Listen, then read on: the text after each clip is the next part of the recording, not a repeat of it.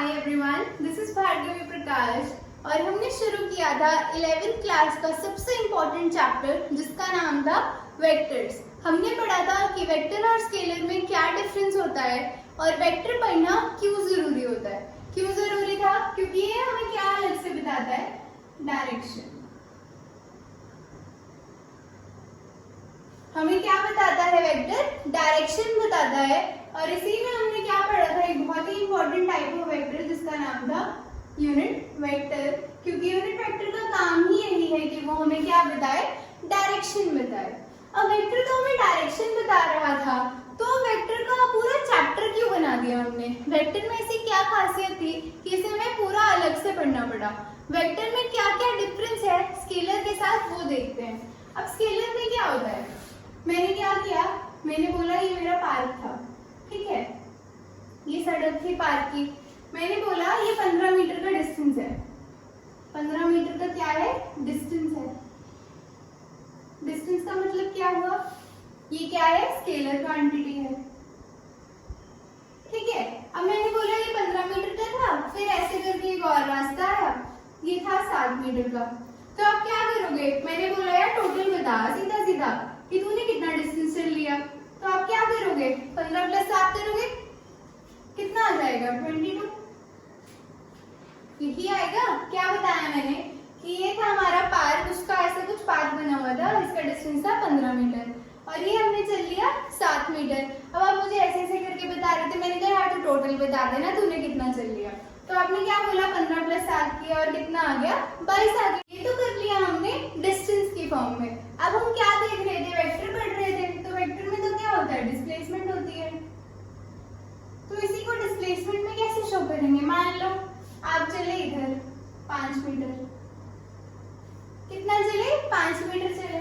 फिर आपने बोला मैं इस डायरेक्शन में गया, ये हमारा क्या है, ईस्ट है, ये हमारा क्या है, नॉर्थ है, ठीक है। और आपने बोला मैं 3 मीटर चला नॉर्थ की तरफ। तो अब क्या होगा, इसका मैं एक और बता देती हूँ, डायरेक्शन याद रखने की एक ट्रिक है, ठीक है, ट्रिक है, जैसे मर्जी समझ लो इसको। हम क्या करते हैं, ये तो हमें याद रहता है यार, ऊपर नॉर्थ है नीचे साउथ है। कुछ बच्चे कंफ्यूज हो जाते हैं यार ईस्ट और वेस्ट कैसे याद रखें। तो कैसे याद रखना है कि sun rises in the east, मतलब सन कहाँ राइज करता है, ईस्ट में राइज करता है, यानी कि राइट दिशा में हमेशा सन राइज करता है। कोई भी चीज राइट साइड में हमेशा ऊंची उठती है, यानी कि हमारा ईस्ट है। और इसके ऑपोजिट में क्या है, हमारे पास वेस्ट है। तो ईस्ट और वेस्ट में कंफ्यूज मत हो जाना, वरना क्वेश्चन क्या हो जाएगा, गलत हो जाएगा। मैंने बोला ईस्ट में जाना था, आप चले गए वेस्ट में, तो क्या हो गया, काम खराब हो गया। अब हम क्या पढ़ रहे थे, डिस्प्लेसमेंट पढ़ रहे थे। तो ये एक डिस्प्लेसमेंट थी, ये एक डिस्प्लेसमेंट थी। अब मैंने बोला यार तो क्या बकवास कर रहा है, मुझे जल्दी बता कि तूने टोटल कितना कवर कर लिया। तो आप क्या करोगे, अब इसमें क्या है, डिस्प्लेसमेंट का मतलब क्या होता है, लास्ट लेक्चर में बताया था। डिस्प्लेसमेंट वो डिस्टेंस होता है between the initial position and the final position.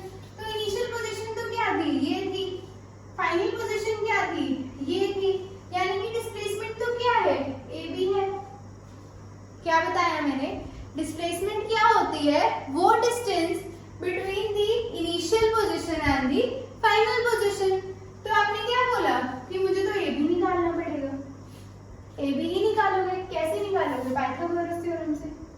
ये क्या है, 90 डिग्री है, क्या कर दोगे, h² = b² + p²। क्या आ जाएगा, बेस कितना है, 5 का स्क्वायर + 3 का स्क्वायर, 25। तो ये कितना आएगा, 34 आएगा। तो h कितना आ रहा है, √34, यानी कि आपकी डिस्प्लेसमेंट कितनी आई, √34 आई। बट अगर हम वैसे सोचे जनरली कि अगर ये डिस्टेंस होते तो क्या कर देते हैं, 5 + 3 कितना आ जाता, 8 आ जाता। लेकिन 8 तो √34 के इक्वल नहीं है। तो इसीलिए हमें क्या करना पड़ा, वेक्टर्स में हम क्या करते हैं, एक अलग तरीके से क्या करते हैं, रिजल्टेंट निकालते हैं। ये जो आपने निकाला है ना, ये भी, इसे हम क्या बोलते हैं, रिजल्टेंट बोलते हैं। इसमें हम टोटल सन, टोटल डिस्टेंस कुछ नहीं बोलते, इसमें उन्हीं सब चीजों को हमने क्या नाम दे दिया, रिजल्टेंट नाम दे दिया। यानी कि मैं आपको बोलूंगी मुझे रिजल्टेंट निकाल कर दे दे कि तूने कितना डिस्प्लेसमेंट कर लिया है इनिशियल पोजीशन से फाइनल पोजीशन तक।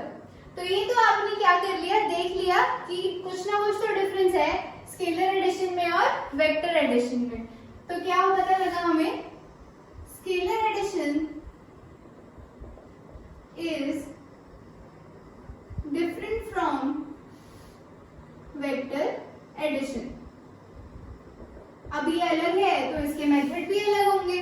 स्केलर में तो हमने क्या किया, जैसे आपके पास क्या है, 4 एप्पल है और 5 बनानास है, तो आप 5 + 4 = 9 कर दोगे। वो तो क्या है हमारा स्केलर सम है, वहां कोई डायरेक्शन का रोल प्ले नहीं हुआ।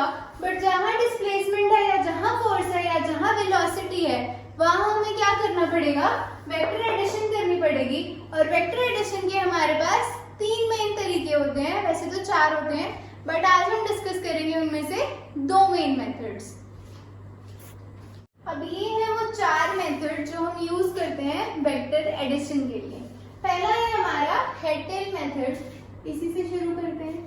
वैसे दूसरा है पैरेललोग्राम, तीसरा है ट्रायंगल लॉ और चौथा है हमारा पॉलीगन लॉ। आज हम ये दोनों को डिस्कस करने वाले हैं। तो हेड टेल से शुरू कर देते हैं। हेड टेल का मतलब क्या है, हमने पढ़ा था टेल से टेल मिला और हेड से हेड मिला। ये क्या है, हमारी टेल है, ये क्या है, हमारा हेड है। तो इसमें हमें क्या करना होता है, ये जो हमारा हेड है इससे हमें किससे मिलाना है, अगले वेक्टर की टेल से मिलाना है। क्या मतलब हुआ इसका, अगर मैंने बोला कि मैं 3 मीटर चली ईस्ट में, फिर उसके बाद मैंने आपको बोला कि मैं 4 मीटर चली नॉर्थ में, तो मुझे क्या निकालना है, रिजल्टेंट निकालना है। रिजल्टेंट निकालना है तो मैंने क्या बोला, इस वेक्टर के हेड से मुझे अगले वेक्टर की किसको मिलाना है, टेल को मिलाना है। इसकी टेल कहाँ है, ये है। और हमें पैरेलल शिफ्ट ऑफ वेक्टर में पढ़ा है कि मैं इसे उठाकर यहाँ पर एज इट इज शिफ्ट कर सकती हूँ। तो मैंने इसे यहाँ बना लिया। ये कितना है, 4 मीटर है। ठीक है, अब हमें क्या निकालना है, रिजल्टेंट निकालना है। तो रिजल्टेंट निकालने के लिए हमेशा हम क्या करेंगे, इनिशियल पोजीशन से फाइनल पोजीशन को मिला देंगे।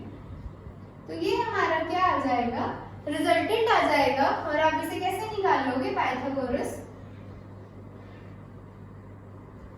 थ्योरम से। आसान है, क्या करेंगे, r² = 3² + 4²। तो r हमारे पास मिलकर कितना आ जाएगा, 5 मीटर, यानी कि रिजल्टेंट मेरा कितना आया, 5 मीटर आ गया। तो क्या मेथड में याद रखने वाली बात है, हेड टेल मेथड में, कि जो हेड है उससे अगले वेक्टर की टेल मिलानी है। पहला हमारा क्या है, हेड है, पहले वेक्टर का हेड किससे मिलाना है, दूसरे वेक्टर की टेल से मिलाना है। पहले वेक्टर का हेड दूसरे वेक्टर की टेल से मिलाना है, इस बात को याद रखना है, भूलना नहीं है। और रिजल्टेंट क्या होता है, इनिशियल टू फाइनल पोजीशन के बीच का जो डिस्टेंस है उसे हम क्या कहते हैं, रिजल्टेंट कहते हैं। ये तो हमने ट्रायंगल की फॉर्म में कर लिया। अगर मैं बोलूं कि मैं 5 मीटर चली ईस्ट में, ठीक है, ये हो गया मेरा 5 मीटर ईस्ट में। फिर मैंने बोला कि मैं 5 मीटर चली साउथ में, 5 मीटर कहाँ चली, मैं साउथ में चली। फिर मैंने बोला मैं 5 मीटर चली वेस्ट में, ठीक है, यानी कि ऐसे चली। तो मुझे क्या निकालनी थी, रिजल्टेंट निकालनी थी। अब ये जो मैंने बताया है इस मेथड से एक बार निकालने की कोशिश करो। कॉपी में बनाओ तीनों वेक्टर, क्या करो, हेड से टेल मिलाओ, जो भी करो करो और मुझे आंसर निकाल के दे दो। क्या करेंगे हम, पहले वेक्टर का हेड, पहले तो क्या करना पड़ेगा, पहला वेक्टर बनाना पड़ेगा। ये मेरा स्टेप 1 था, ये मेरा स्टेप 2 था और ये मेरा स्टेप 3 था। पहले मैंने क्या किया, मैं ईस्ट गई, कितने मीटर, 5 मीटर ईस्ट गई। फिर मैंने क्या किया, 5 मीटर साउथ चली गई, यानी कि यहाँ से यहाँ गए। क्या किया मैंने, पहले वेक्टर के हेड से दूसरे वेक्टर की टेल को मिला दिया। उसके बाद मैंने क्या किया, मैं 5 मीटर वेस्ट चली गई। इसमें भी क्या किया, पहले वेक्टर के हेड से दूसरे वेक्टर की टेल को मिला दिया। फर्स्ट हेड सेकंड का टेल, फर्स्ट का हेड सेकंड का टेल, फर्स्ट का हेड सेकंड का टेल। मैंने क्या निकालना है, रिजल्टेंट निकालना है। रिजल्टेंट क्या होता है, इनिशियल से फाइनल के बीच का डिस्टेंस। इनिशियल क्या है, ये है, फाइनल क्या है, ये है। इन दोनों के बीच का क्या होगा, डिस्टेंस होगा। अब क्या बन रहा है, ये क्या है, सारा 90 डिग्री है, तो क्या बन गया, ये स्क्वायर बन गया।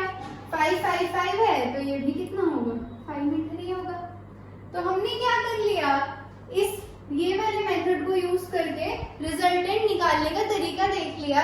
इसी को हम क्या बोलते हैं, head tail method for vector addition. अब ये तो चल ही रहा था, तो हमें पैरेललोग्राम और वेक्टर एडिशन पढ़ने की क्या जरूरत पड़ी। हर चीज का क्या होता है, कुछ मतलब होता है, फिजिक्स में कुछ भी बेमतलब की नहीं है। अब ये तो चल रहा था सिंपल सिंपल। अब मैं अगर बोलूं कि मैं 3 मीटर ईस्ट गई, ठीक है, क्या बोला मैंने, 3 मीटर में ईस्ट में चली गई। फिर मैंने बोला कि मैं 30 डिग्री, मतलब ईस्ट के 30 डिग्री एंगल और चली गई, यानी कि ये मेरा 90 डिग्री था। अब हमें क्या करना था, हेड से टेल मिलानी है, तो अगला वेक्टर तो कुछ ऐसा करना था, ठीक है। और एंगल कौन सा होगा, ये वाला होगा, तो ये मेरा कितना है, 30 डिग्री है। क्या बताया मैंने, पहले तो मैंने 3 मीटर ईस्ट, ठीक है, ये मेरा है 3 मीटर ईस्ट। फिर मैंने बोला मैं 5 मीटर तो गई, लेकिन 30 डिग्री के एंगल पे मूव किया मैंने, मतलब ऐसे रास्ता जा रहा था, फिर मैंने कहा मैं तो ऐसे चल के जाऊंगी, तो मैंने पहले ये वाला पाथ लिया और फिर मैं ऐसे मुड़ गई। तो इसके पीछे मैंने आपको एंगल बता दिया कि 30 डिग्री है। हमें क्या करना था, हेड से ही टेल को मिलाना है। हेड टेल मेथड ही कहता है कि हेड से टेल को मिला दो। तो हमने इस मेथड के हिसाब से यहाँ पे थीटा ले लिया 30 डिग्री। अब रिजल्टेंट का मेथड क्या है, इनिशियल पोजीशन से फाइनल को मिला दो, तो ये मेरा क्या आएगा, रिजल्टेंट आएगा। बट ये रिजल्टेंट का मैग्नीट्यूड निकालोगे कैसे, क्योंकि यहाँ ना तो पाइथागोरस थ्योरम लग रहा है, ना आपको कोई साइड गिवन है, ना कुछ गिवन है, तो आपको क्या हो जाएगा, रिजल्टेंट निकालना मुश्किल हो जाएगा। और इसी काम को आसान बनाने हमारे पास आए पैरेललोग्राम और वेक्टर एडिशन जी। इन्होंने क्या किया, हमारे इस तरह के क्वेश्चंस जो हैं इन्हें क्या कर दिया, बहुत ही आसान कर दिया। तो आइए चलते हैं, पढ़ते हैं parallelogram law of vector addition. Parallelogram law of vector addition का इतना लंबा चौड़ा क्या है, डेफिनेशन है। ये तो आपको याद करना पड़ेगा, बट याद करने के लिए हमें क्या करना पड़ता है, कंसेप्ट को समझना पड़ता है। तो इसका भी कुछ कंसेप्ट होगा, पहले वो करते हैं। तो डेफिनेशन तो क्या कह रही है, अगर 2 वेक्टर्स हैं हमारे पास, क्या है, 2 वेक्टर्स हैं। मान लीजिए एक वेक्टर क्या है, ए है, और दूसरा वेक्टर क्या है, बी है। क्या कर रहे हैं, एक्ट कर रहे हैं वो किसी पॉइंट पे, acting at a point. Acting at a point का मतलब क्या हुआ, कोई कॉमन पॉइंट है, ये मैंने मान लिया वो पॉइंट पी, मान लो इसको। Are represented in magnitude and direction. क्या है हमारे पास, इनके पास क्या है, कुछ मैग्नीट्यूड है और क्या है, कुछ डायरेक्शन है। तो मान लेते हैं ए वेक्टर क्या है, 5 मीटर है और कहाँ है, ईस्ट में है। और क्या है हमारे पास, बी वेक्टर है, मान लो ये कितना है, 6 मीटर है, या चलो 5 मीटर भी मान लो। 5 मीटर कितना है, 60 डिग्री ईस्ट में। क्या बताया मैंने, ए वेक्टर की मैग्नीट्यूड कितनी है, 5 मीटर है ईस्ट में, और बी वेक्टर क्या है, 5 मीटर ही है, लेकिन क्या है, 60 डिग्री के एंगल पे इंक्लाइंड है ईस्ट एक्सिस से, यानी कि ये वाले एक्सिस से। तो अब क्या दिया हुआ है हमारे पास, are represented in magnitude and direction by the 2 adjacent sides of a parallelogram. Parallelogram कैसा दिखता है, ऐसा दिखता है। और इसने क्या बोला है, 2 एडजेसेंट साइड्स, यानी कि ये हमारी साइड 1 हो गई और ये हमारी साइड 2 हो गई। क्या किया हमने, ये दोनों क्या है, एडजेसेंट साइड्स हैं, किसकी, पैरेललोग्राम की। Drawn from a point, drawn from a point, ये क्या हो गया हमारा, पी पॉइंट हो गया। Then their resultant is represented in magnitude and direction by the diagonal of the parallelogram drawn from the same point. Resultant क्या है, क्या बता रहा है हमारा, रिजल्टेंट क्या है, मैग्नीट्यूड डायरेक्शन से रिप्रेजेंट कर रहा है, कौन रिप्रेजेंट कर रहा है, डायगोनल कर रहा है। अब डायगोनल तो 2 होते हैं, एक ये होता है और एक ये होता है, दोनों में क्या है, डायगोनल्स हैं, लेकिन स्पेसिफाई किया हुआ है drawn from the same point, यानी कि जो डायगोनल इसी पॉइंट से रिजल्टेंट है। क्लियर है ये पूरी डेफिनेशन? फिर से रिवाइज कर लेते हैं ताकि क्या हो, याद रहे। अगर हमारे पास दो वेक्टर्स हैं, if two vectors acting at a point, हमने वो पॉइंट मान लिया P, are represented in magnitude and direction, हमने इसे मैग्नीट्यूड भी दे दिया और डायरेक्शन भी दे दी, by the two adjacent sides of a parallelogram, हमने समझ लिया कि दो एडजेसेंट साइड्स कौन सी हैं, ये वाली और ये वाली, ड्रॉन फ्रॉम अ पॉइंट, यानी कि इसी पॉइंट से निकलने वाली, क्योंकि एडजेसेंट साइड्स तो ये भी हैं, ये भी हैं और ये तो हैं ही, तो क्या है, हमें तो कौन सी लेनी है, जो इस पॉइंट से निकल रही हो, यानी कि जो इस पॉइंट से निकल रही हो। तो ये हमारा वेक्टर ए होगा और ये हमारा वेक्टर बी होगा। तो क्या होगा, जो रिजल्टेंट है is represented in magnitude and direction by the diagonal of parallelogram drawn from the same point. तो इसका रिजल्टेंट जो है हमारे पास, यानी कि जो हमारा आर है वो क्या है, डायगोनल है उसी पैरेललोग्राम का, लेकिन इसी पॉइंट से निकलता हुआ। अगर हम इसे यूज करके बनाने की कोशिश करें तो क्या बनेगा, हमारे पास क्या है, ये हमारा पॉइंट P है, इसे हमें पूरे इसमें नहीं छोड़ना, इसमें क्या है, ये हमारा पॉइंट P है, तो यहाँ हमने क्या बना दिया, 5 मीटर बना दिया इसको, कहाँ है ये, ईस्ट में है। दूसरा क्या है तो 5 मीटर का ही बट 60 डिग्री ईस्ट में है, तो ये क्या होगा, हम क्या करेंगे, इसी पॉइंट से बनाएंगे इसे, ये हमारा क्या है, वेक्टर ए है, हमें क्या करना है, वेक्टर बी ड्रॉ करना है। तो हमने मान लिया ये है हमारा वेक्टर बी और ये कितने एंगल पे है, 60 डिग्री पे है। क्या किया मैंने, हमें दिया हुआ था एडजेसेंट साइड्स होनी चाहिए, किसकी होनी चाहिए, पैरेललोग्राम की, और पॉइंट क्या होना चाहिए, कॉमन होना चाहिए, तो कॉमन पॉइंट तो बी ही था। अब ये 60 डिग्री का एंगल बन तो ईस्ट की डायरेक्शन से रहा है ना, अगर आप इसे अलग अलग भी बनाओ तो पहले तो क्या बनेगा, मेरा वेक्टर ये वाला बन जाएगा 5 मीटर वाला, और दूसरा क्या है, इसी के साथ चल रहा है, लेकिन क्या है, थीटा कितना है, 60 डिग्री है। तो अगर मैं ये वाले वेक्टर को उठा के यहाँ रख दूं, इसमें कुछ गलत नहीं है, क्योंकि पैरेलल शिफ्टिंग ऑफ वेक्टर्स क्या है, अलाउड है और सही है। तो अब हम क्या कर देंगे, पैरेललोग्राम को कंप्लीट कर देंगे, कंप्लीट कर दिया, और रिजल्टेंट क्या है हमारा, आर है। अब ये जो आर है, अगर आप इसे पूरा स्केल से ड्रॉ करो, इसे भी 5 ड्रॉ करो और इसे भी 5 ड्रॉ करो, और इसे 60 डिग्री के एंगल पे प्रोट्रैक्टर से बना के देखो, तो जो आर की वैल्यू आएगी ना, वही हमारा रिजल्टेंट होगा, है ना जादू। क्या क्या बताया मैंने, अगर आप स्केल से 5 मीटर ड्रॉ करो और फिर डी लेकर 60 डिग्री का एंगल मार्क करके 5 मीटर की लाइन एक और ड्रॉ कर दो, और फिर इस पैरेललोग्राम को क्या कर दो, कंप्लीट कर दो, और डायगोनल की वैल्यू मेजर करो अपने स्केल से, तो क्या आएगा, आर की वैल्यू निकलकर आपके पास ऑटोमेटिकली आ जाएगी। लेकिन पेपर में तो क्या होता है, इतना टाइम थोड़ी है कि वहां कलाकारी शुरू करोगे। तो आर का हमारे पास क्या है, फॉर्मूला है,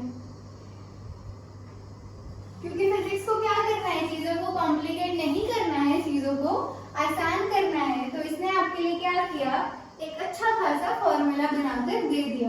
वो फॉर्मूला क्या है, a square plus B square plus 2ab cos theta. ये फॉर्मूला है किसका, रिजल्टेंट का। ये तो मैंने क्या बना दिया, मोड लगा दिया। मोड लगाने का मतलब क्या हुआ, ये क्या है, इसका मैग्नीट्यूड है।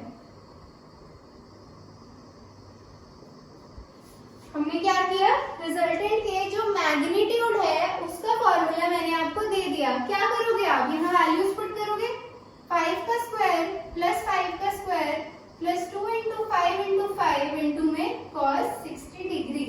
थीटा कौन सा एंगल है, जो ए वेक्टर बना रहा है, किसके साथ बना रहा है, बी वेक्टर के साथ। यानी कि अगर ये ए है और ये बी है, तो इनके बीच का जो ये एंगल है, ये कितना है हमारे पास, 60 डिग्री दिया हुआ है, तो वही हमारा क्या है, cos थीटा यानी कि cos 60। इसे सॉल्व करके आपके पास क्या आ जाएगा, आर स्क्वायर आएगा। फिर आप क्या कर दोगे, आर निकालने के लिए इसका अंडर रूट कर दोगे, और आपके पास क्या आ जाएगा, मैग्नीट्यूड आ जाएगा किसका, आर का। लेकिन अगर अब आप सोचो, तो मैंने तो क्या बोला, हम तो वेक्टर पढ़ रहे हैं, और वेक्टर क्या होता है, क्या होता है वेक्टर? भूल गए क्या? वेक्टर क्या होता है? जिसके पास क्या है, मैग्नीट्यूड भी है और डायरेक्शन भी है। तो आप बोलोगे मैंने मैग्नीट्यूड तो बता दिया, डायरेक्शन कैसे पता लगेगी? डायरेक्शन ऐसे पता लगेगी, अगर मैं ये वाला एंगल निकाल दूं, अल्फा मान लो इसे, कौन सा एंगल है ये?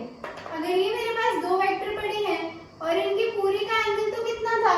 थीटा था, लेकिन अगर इसके बीच में से ऐसा कुछ रिजल्टेंट निकल रहा है, पूरा कितना है? 60 डिग्री है। ये वाला एंगल जो ये कौन बना रहा है? वेक्टर ए के साथ बना रहा है, यानी कि यहाँ हमारा क्या है? वेक्टर ए पड़ा है और ये मेरा क्या है? अल्फा है, और ये मेरा क्या है? वेक्टर बी है। तो क्या है, अल्फा निकाल दूं तो हमें किसकी वैल्यू पता चल जाएगी? आर की, कि आर वेक्टर ए से किस पोजीशन पे है, क्योंकि इसमें हम पोजीशन कैसे डिफाइन करते हैं? एंगल के थ्रू कर रहे हैं। समझ आया कि नहीं आया? पहले निकाल के फॉर्मूला बता देती हूँ, फिर एक बार और रिवाइज कर लेंगे तो अच्छे से समझ आ जाएगा।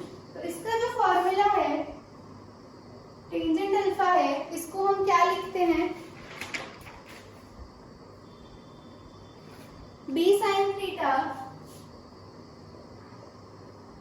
Upon a plus b cos theta.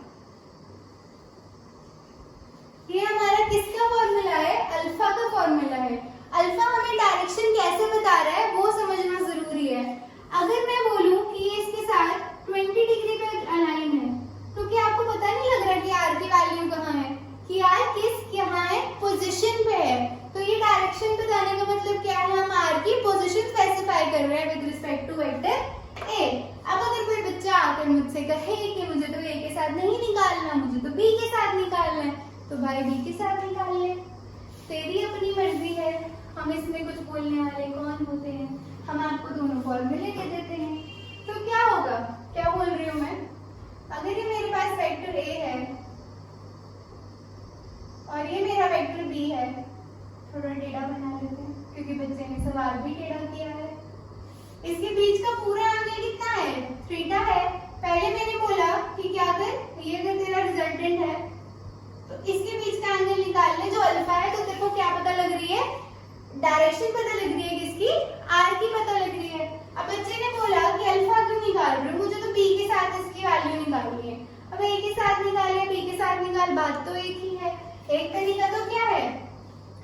Alpha निकाल लो और क्या कर दो, थीटा में से अगर अल्फा माइनस कर दोगे तो क्या आ जाएगा? बीटा आ जाएगा। बट आपने बोला नहीं मुझे तो अल्फा निकालना ही नहीं है यार, मुझे तो सीधा बीटा निकाल के दे दो। तो बीटा का फॉर्मूला लिख लो, टेंजेंट बीटा क्या हो जाएगा? a sin थीटा अपॉन में b plus a cos theta. कोई बड़ी बात नहीं थी। टेंजेंट अल्फा निकाल लो, टेंजेंट बीटा निकाल लो, दोनों फॉर्मूले मैंने रख दिए। अब अगर आप थोड़ा और दिमाग चलाओगे तो बोलोगे फॉर्मूले तो लगभग सेम ही दिख रहे हैं, सिर्फ क्या किया है? a और b को ही तो चेंज किया है। तो अल्फा निकालो, बीटा निकाल लो, मेन क्या है? पोजीशन, यानी कि डायरेक्शन बतानी है किसकी? आर की। तो ये है फॉर्मूला किसका? मैग्नीट्यूड निकालने का, और ये है फॉर्मूला किसका? इसकी डायरेक्शन स्पेसिफाई करने का। अब ये जो हमारे पास जी फॉर्मूला जी आए हैं, इनको किसी ने डिराइव किया होगा, और बोर्ड में तो क्या मांगते हैं? डेरिवेशन मांगते हैं। फॉर्मूले आप याद कर लोगे, न्यूमेरिकल भी निकाल लोगे, लेकिन डेरिवेशन करनी भी तो क्या है? जरूरी है। लेकिन ये हम आज नहीं करेंगे। आज हमने जो इतना किया है इसे पहले अच्छे से समझ लो, याद कर लो, और ये जो डेफिनेशन है इसे रट्टा मारने की कोई जरूरत नहीं है। अभी मैंने आपको क्या किया, इसे उल्टे फॉर्म में कराया ना। आप पता है क्या करना? पेपर में रफ में एक पैरेललोग्राम बना लेना। क्या बना लेना? पैरेललोग्राम बना लेना। यहाँ पर लिख देना पॉइंट P, यहाँ लिख देना A, यहाँ लिख देना B, और फिर क्या करना है? ऐसा रिजल्टेंट बना देना R। तो ये जो डायग्राम हमने बनाया ना, इससे डेफिनेशन निकाल लेना। कैसे निकलेगी? हमें क्या करना है? हमारे पास क्या है? दो वेक्टर्स हैं, इनका क्या होगा? कुछ मैग्नीट्यूड होगा और एक डायरेक्शन होगी, और कहाँ से ड्रॉ करनी है? किसी एक पॉइंट से ड्रॉ करनी है। वही लिखा है, if two vectors acting at a point are represented in magnitude and direction, किससे? By two adjacent sides of a parallelogram, then the resultant is given by the diagonal of the parallelogram from the same point, drawn from the same point। बन गई definition. आसान है, physics बहुत ही आसान है। क्या करना है, सिर्फ समझना है। अब इसमें हमने क्या किया, रिजल्टेंट निकाला, इसका फॉर्मूला मैंने आपको ये दे दिया और इसकी पोजीशन बताने के लिए क्या था, हमने एंगल से स्पेसिफाई कर दिया। अल्फा निकाल लो, बीटा निकाल लो, हमें तो किससे मतलब है, इसकी डायरेक्शन से, क्योंकि ये क्या है, वेक्टर क्वांटिटी है। तो मैग्नीट्यूड निकाला है तो डायरेक्शन निकालना भी उतना ही जरूरी है। तो ये था हमारा आज का लेक्चर। हमने दो मेथड कर लिए, किसके, वेक्टर एडिशन के। मैंने आपको बता दिया कि वेक्टर एडिशन स्केलर एडिशन से क्यों अलग है और वेक्टर एडिशन को अलग से क्यों पढ़ना जरूरी हो गया था। फिर हमने क्या किया, हेड टू टेल, पहले का हेड दूसरे की टेल, फिर उसका हेड और उसकी अगले की टेल, ऐसे करके मिलाते मिलाते क्या आ जाता है, रिजल्टेंट आ जाता है। और रिजल्टेंट क्या होता है, इनिशियल पोजीशन से फाइनल पोजीशन तक का जो हमारा डिस्टेंस है उसे हम क्या कहते हैं, रिजल्टेंट कहते हैं। जब एंगल आ गए थे बीच में, यानी कि 60 डिग्री, 30 डिग्री, 120, 140, 150 कितना भी ले लो, तो हमें क्या करना पड़ा, ये वाला फॉर्मूला लगाना पड़ा। इस फॉर्मूले को हमने किसने दिया, parallelogram law of vector addition से मिला हमें ये। तो हमने ये पूरा पढ़ लिया, ये अच्छे से समझ आ गया होगा, नहीं आया तो वीडियो रिपीट करके देख लेना। अच्छे से इसको समझना बहुत जरूरी है क्योंकि ये आगे भी काम आएगा और अगर आप 12th में भी जाओगे तब भी ये पूरा कंसेप्ट काम आने वाला है, ठीक है। तो कंसेप्ट फिजिक्स के कभी नहीं भूलने, बाकी चाहे सब भूल भी जाओ। तो ये क्या है, हमने आज का लेक्चर कंप्लीट कर लिया। थैंक यू सो मच हमारे साथ बने रहने के लिए, थैंक यू।